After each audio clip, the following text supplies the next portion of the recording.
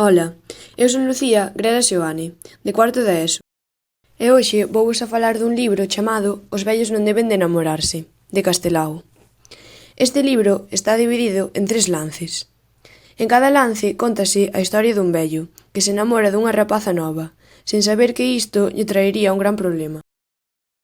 No primeiro lance é un vello boticario que se namora dunha rapaza chamada Lela, pero que esta non lle fai moito caso. No segundo lance é un vello fidalgo que se namora dunha rapaza chamada Micaela.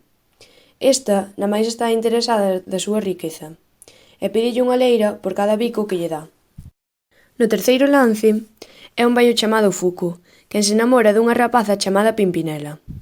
Ela ten un mozo da súa idade, pero os seus pais queren que a deixe por Fuco. Os persoaxes no primeiro lance son o boticario, Lela, o carabineiro, as 4 irmás do boticario, a morte e 10 mulleres. No segundo lance son Don Ramón, os pais de Don Ramón, Micaela, o portugués, un rapaz, 2 máscaras, 10 mulleres e 2 espantallos e un sapo. No terceiro lance os personaxes son Pimpinela, a nai, o pai, o mozo, o vello, 10 mulleres, a morte e o coro. O autor deste libro é Alfonso Daniel Manuel Rodríguez Castelao. Naceu en Rianxo o 29 de xaneiro de 1886 e faleceu en Bos Aires o 7 de xaneiro de 1950. Foi un narrador, ensayista, dramaturgo, dibuixante, médico e político español. Castelao está considerado un dos pais do nacionalismo galego.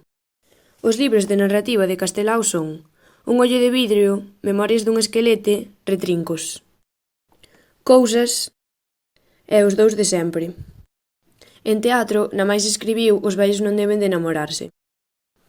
Neste libro, ningún personaxe me gustou moito, xa que penso que os 3 vellos son moi pesados coas rapazas, e que as 3 rapazas tamén se aproveitan deles. Pero se tivera que quedar cun favorito, quedaríame con Pimpinela, xa que penso que a ela non lle interesaba casar co señor Fuco, e se o fixo foi para non enfadar aos seus pais.